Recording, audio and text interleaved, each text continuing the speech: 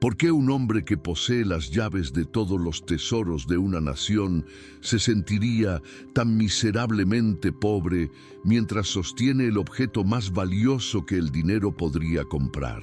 En el calor sofocante del camino desierto que desciende de Jerusalén a Gaza, un carro real avanza, levantando polvo, cargando no solo riquezas materiales, sino un alma en profunda angustia y búsqueda silenciosa. El ocupante no es un viajero común, es un alto funcionario, el superintendente de todos los tesoros de Candace, reina de los etíopes, un hombre acostumbrado a descifrar cuentas y administrar imperios, pero que ahora se encuentra frente a un enigma que ninguna cantidad de oro puede resolver.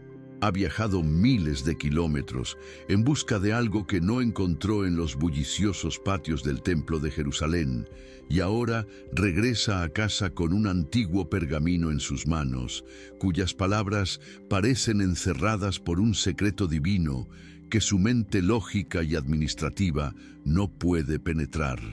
El paisaje circundante refleja a la perfección su estado mental, árido, silencioso e implacable, un lugar donde las distracciones del mundo son quemadas por el sol.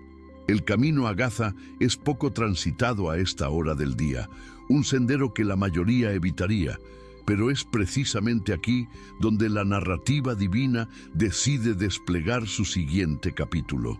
El funcionario etíope está rodeado por el lujo de su cargo, protegido del sol abrasador por el dosel de su carro, pero su atención está completamente centrada en el texto de Isaías extendido sobre su regazo.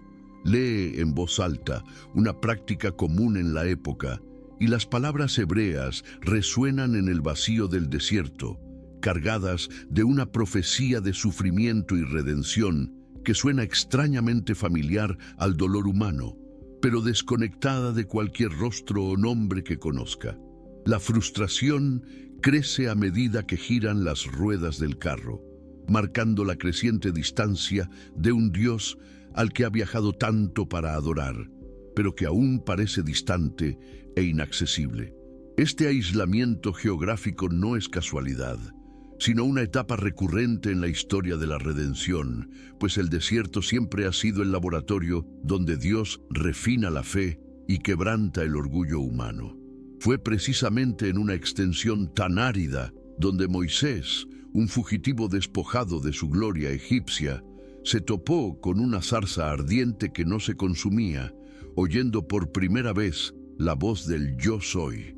El desierto elimina las interferencias de la sociedad, el ruido de las ciudades y la seguridad de las posiciones sociales, dejando al hombre desnudo ante la eternidad.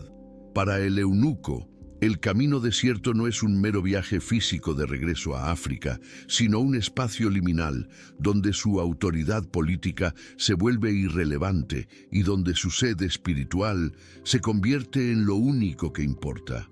Él no lo sabe, pero pisa el mismo tipo de suelo sagrado donde se forjó la historia de Israel, lejos de las miradas de las multitudes, en un encuentro privado entre la criatura y el Creador.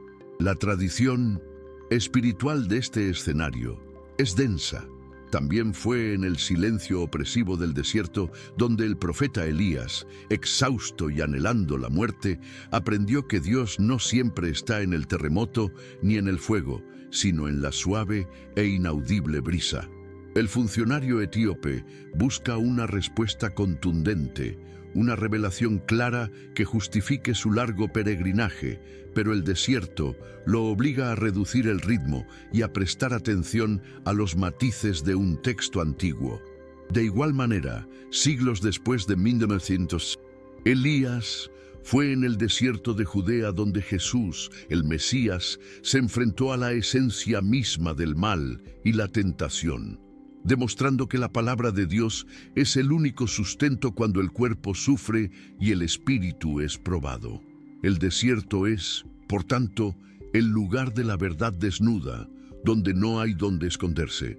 El eunuco está a punto de descubrir que este terreno hostil no es un lugar de abandono, sino el punto exacto donde el cielo toca la tierra para quienes están lo suficientemente desesperados como para escuchar, mientras el eunuco lidia con las palabras del profeta Isaías en el sur, al norte, en una ciudad de Samaria. Se desarrolla una escena completamente opuesta con ruido, milagros y aclamación pública.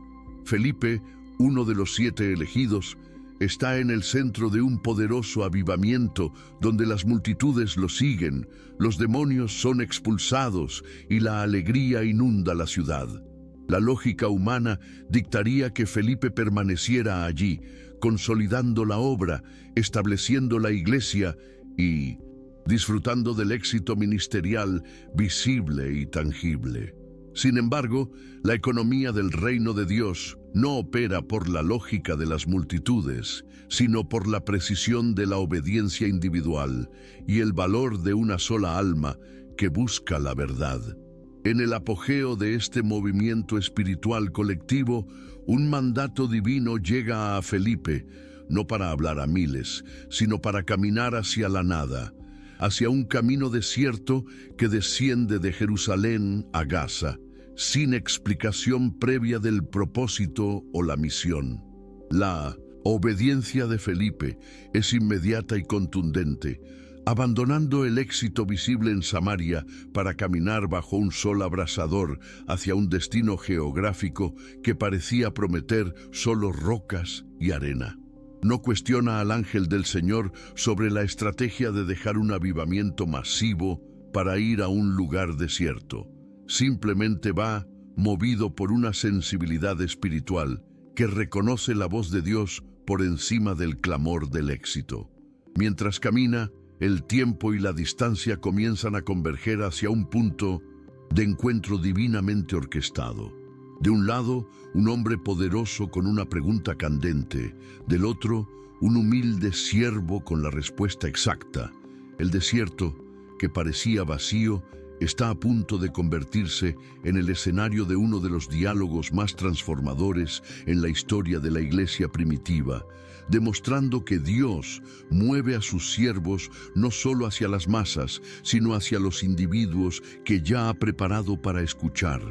La mirada del eunuco recorre las líneas de tinta negra sobre el cuero envejecido, deteniéndose en un pasaje que describe una humillación insoportable para alguien de su linaje.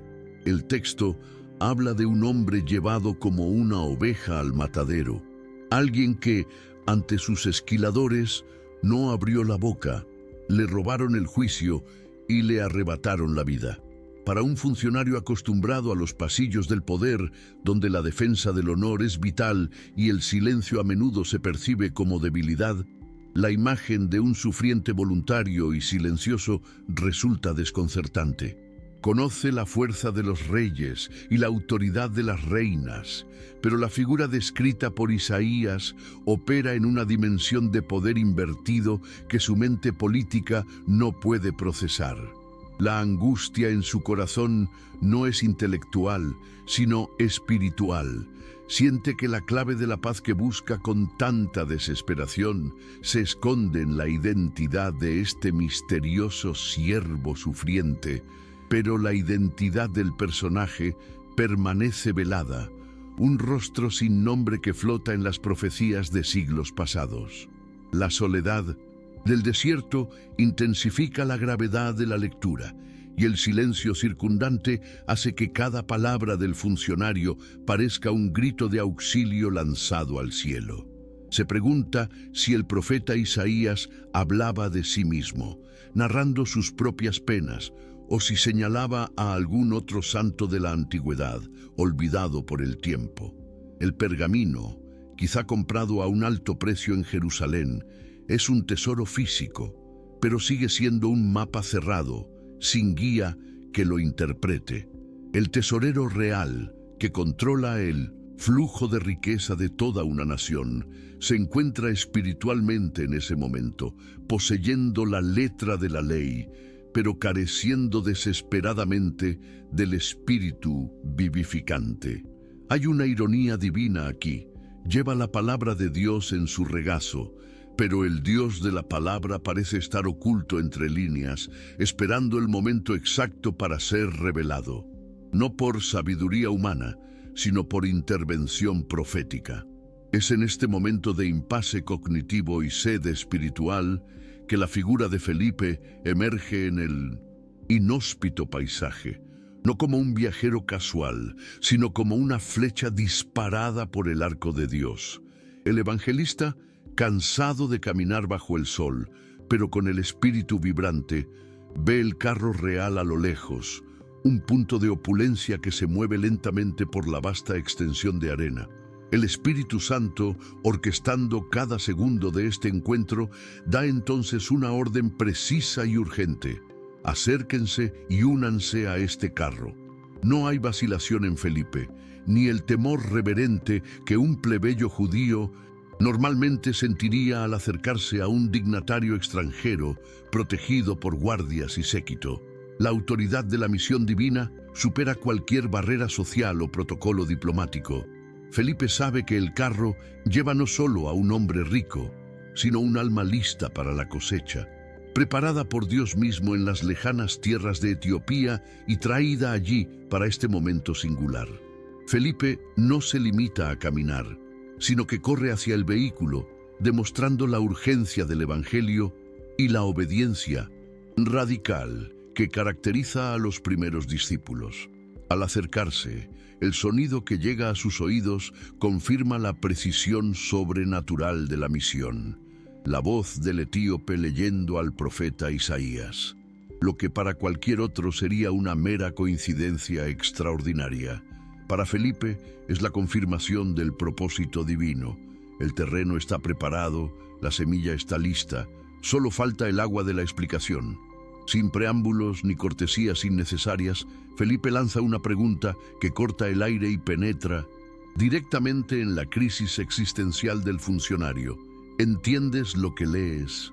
Es un enfoque audaz, casi intrusivo, pero necesario para romper la fachada de autosuficiencia y exponer la verdadera necesidad oculta bajo la elegante vestimenta y la posición de autoridad del viajero. La respuesta del eunuco revela una humildad sorprendente, disipando cualquier tensión que las diferencias de clase pudieran haber creado. En lugar de ofenderse por el interrogatorio de un desconocido en el camino, confiesa su ignorancia con una sinceridad mordaz. ¿Cómo podré entender si no me lo explican? En ese momento, el orgullo se derrumba y prevalece el ansia de verdad.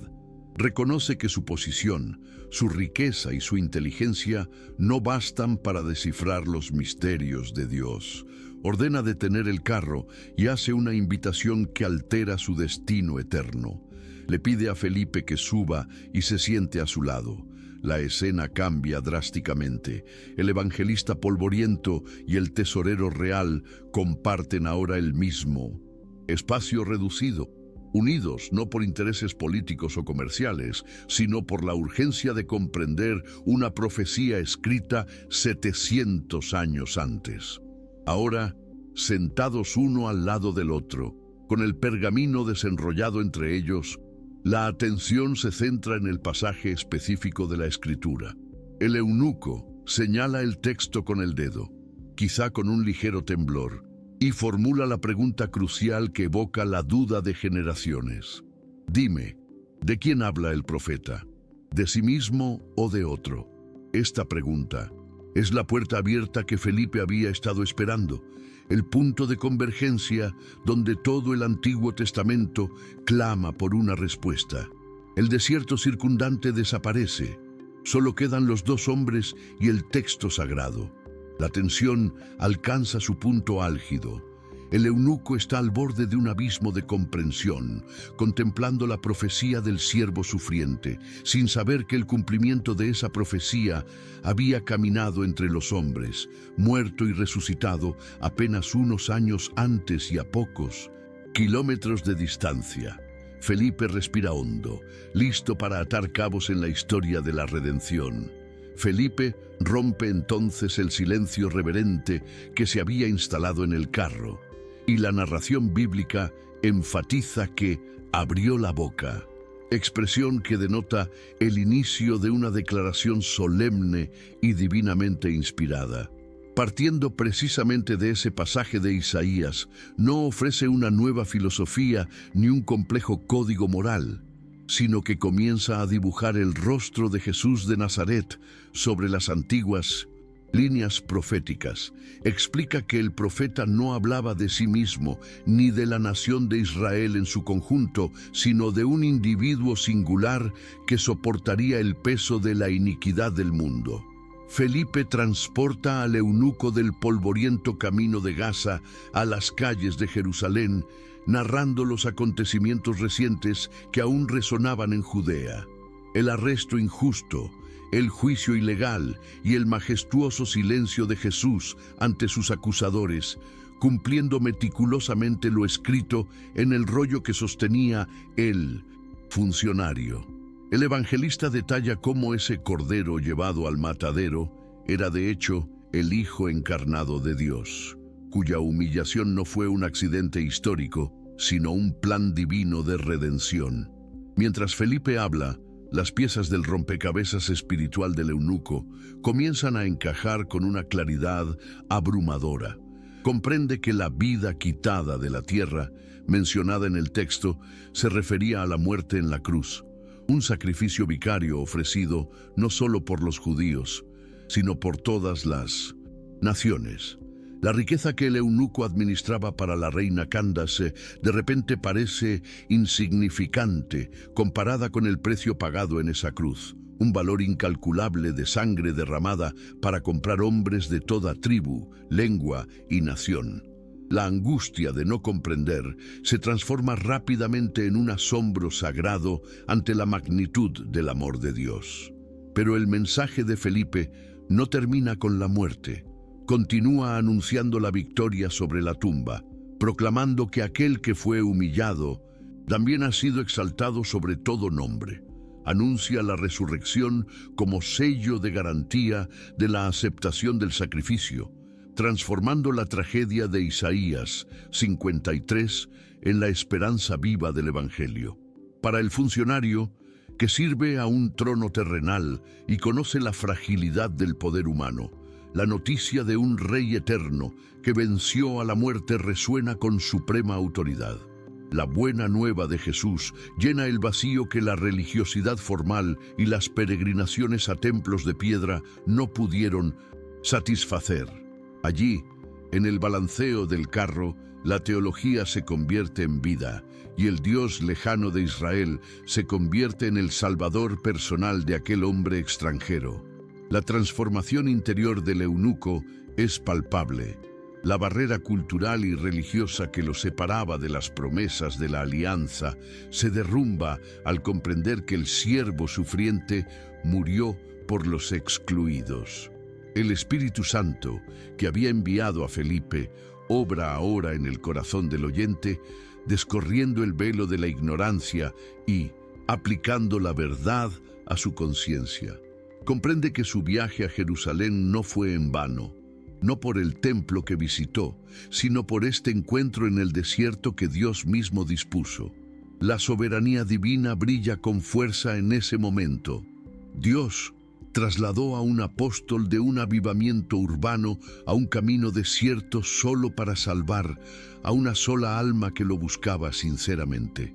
El eunuco se siente visto y conocido por el Creador, al comprender que el Yo Soy ha venido a su encuentro. Mientras el carro continúa su viaje por el árido paisaje, surge un nuevo elemento que pone a prueba la recién descubierta fe del oficial. En medio de la implacable sequedad del terreno, sus ojos divisan algo que brilla al sol: agua. No es un espejismo, sino una provisión física oportuna que refleja la provisión espiritual que acaba de recibir. La presencia de un cuerpo de agua en ese punto específico del camino desierto es tan milagrosa como el encuentro con Felipe. La mente del eunuco, ahora iluminada por la verdad y ardiendo con la urgencia de la fe, conecta de inmediato la señal externa con la realidad interior. No necesita un largo catecismo ni un período de prueba. La respuesta de su corazón es inmediata y decisiva. Con la autoridad de quien está acostumbrado a mandar, pero con la humildad de un recién convertido, el eunuco interrumpe la lección teológica con una pregunta práctica y urgente. Señala el repentino oasis y dice: «Aquí hay agua. ¿Qué impide que me bautice?». Esta pregunta demuestra que comprendía la esencia del mensaje. La fe en Jesús exige una respuesta pública y una identificación total con su muerte y resurrección. No hay vacilación, ni temor a las convenciones, ni a su posición en la corte etíope. Lo único que importa ahora es sellar su pacto con el Dios que envió a su Hijo a morir como un cordero silencioso. El desierto, antaño un lugar de aridez y duda, está a punto de convertirse en el escenario de un nuevo nacimiento. Felipe responde a la urgencia del oficial con una condición que sondea las profundidades del alma, un tamiz espiritual necesario para separar la emoción momentánea de la convicción eterna. Es lícito, si crees con todo tu corazón, declara el evangelista, estableciendo que el ritual externo del agua carece de valor sin la entrega interior del ser. La respuesta del eunuco es inmediata y conlleva el peso de una cadena perpetua. Creo que Jesucristo es el Hijo de Dios. Con esta confesión sencilla, pero teológicamente densa, rompe con cualquier duda previa y alinea su destino con el del Mesías crucificado. No se trata de un simple cambio de opinión religiosa, es la declaración de lealtad de un alto funcionario de una corte extranjera a un nuevo rey, un soberano que no gobierna con ejércitos visibles, sino que conquistó su corazón allí, en medio de la nada. La confesión resuena en el desierto, presenciada solo por Felipe, los sirvientes del séquito y el mismo cielo que se inclina a escuchar. El tesorero real emite entonces una orden, quizá la más importante de su carrera administrativa. Ordena detener el carro. La gran máquina de transporte, símbolo de su estatus y poder, detiene su movimiento y regresa el silencio del desierto, ahora cargado de una sagrada expectativa. Ambos descienden al agua, Felipe y el eunuco, en una escena que desafía todas las convenciones sociales de la época. El judío y el gentil, el evangelista itinerante y el noble rico, el maestro y el discípulo entran juntos en el oasis. Las finas vestiduras del funcionario, posiblemente inadecuadas para tal acto, se empapan sin ceremonia, pues la dignidad humana queda en la orilla.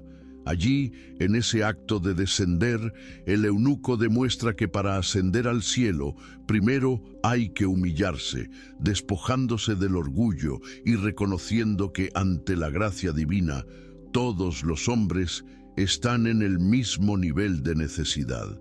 En el momento en que el cuerpo del etíope se sumerge en el agua, se produce una transacción espiritual invisible pero real.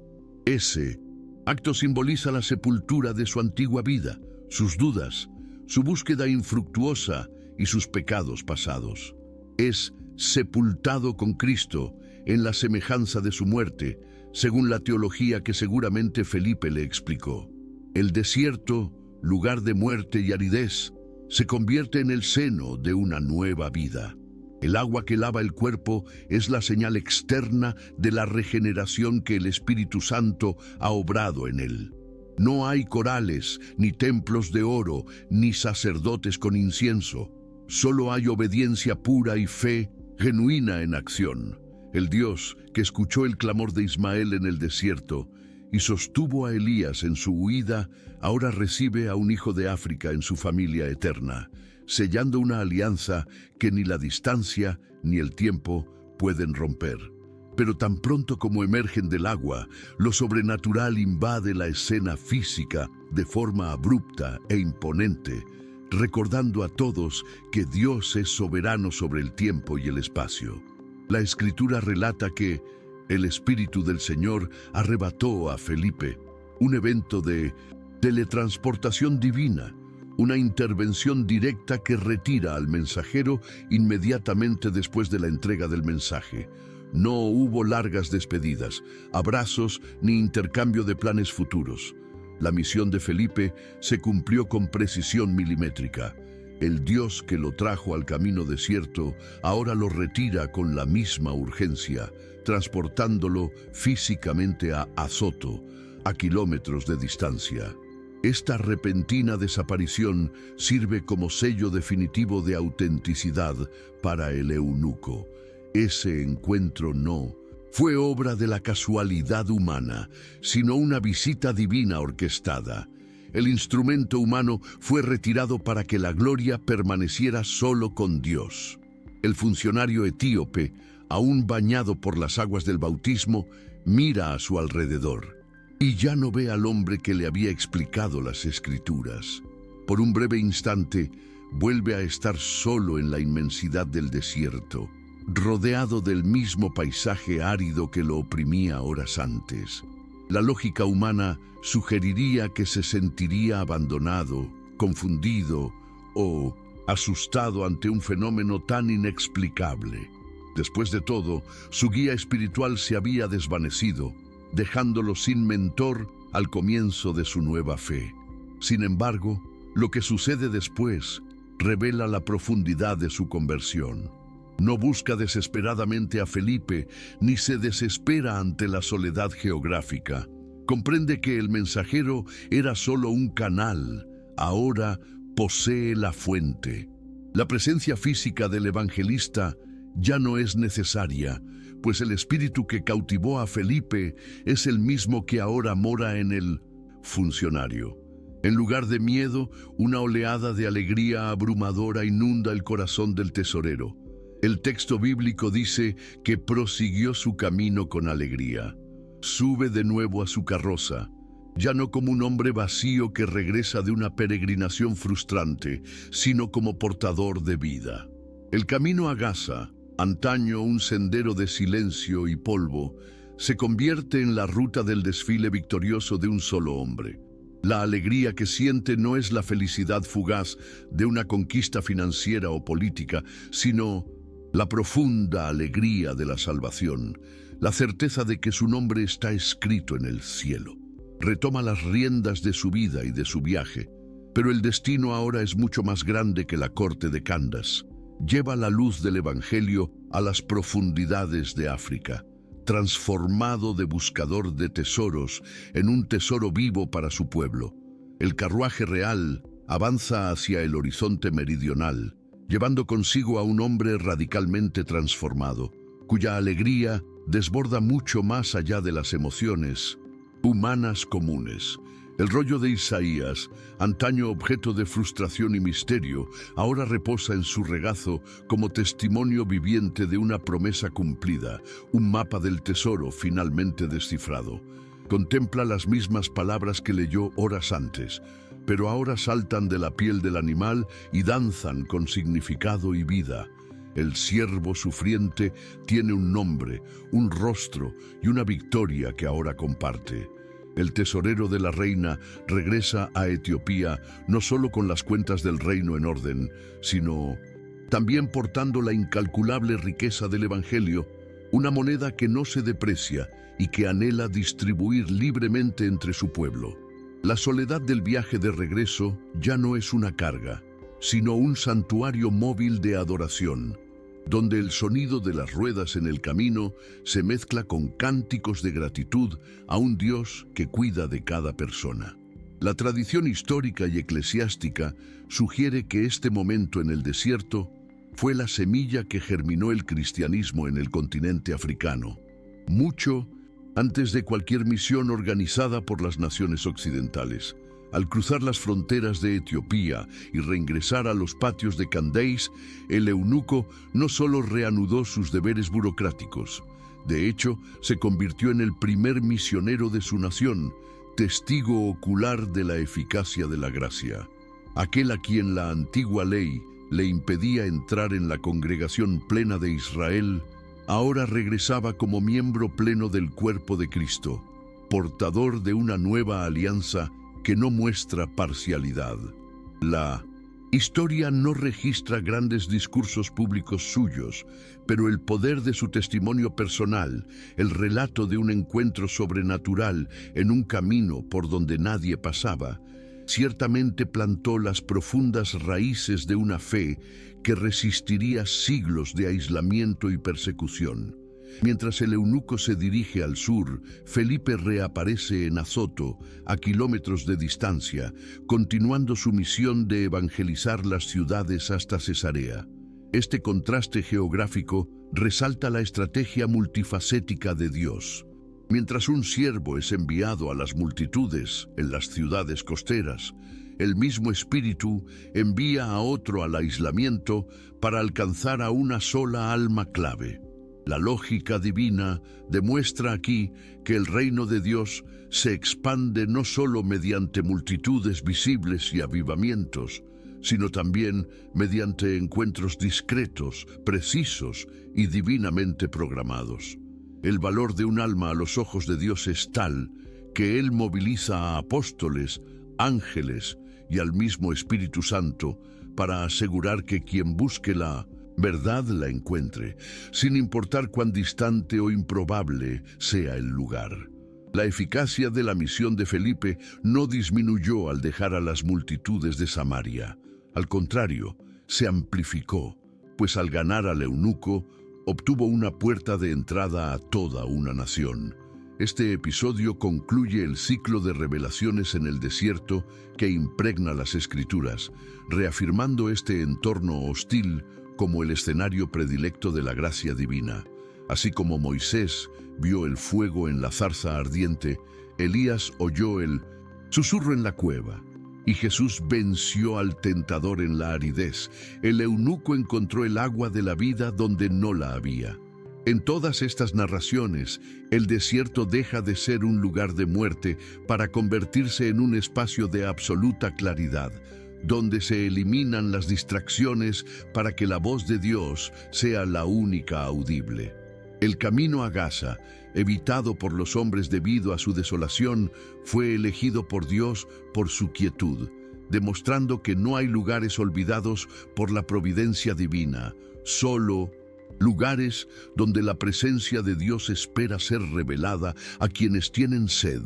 La aridez externa solo sirvió para resaltar la fertilidad espiritual que brotó en ese encuentro, transformando la arena estéril en tierra sagrada de memoria eterna.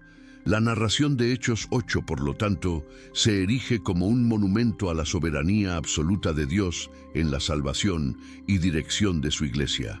Ninguna planificación humana, comité de misiones ni estrategia de marketing podría haber orquestado la convergencia precisa entre un evangelista judío y un funcionario africano en ese preciso momento.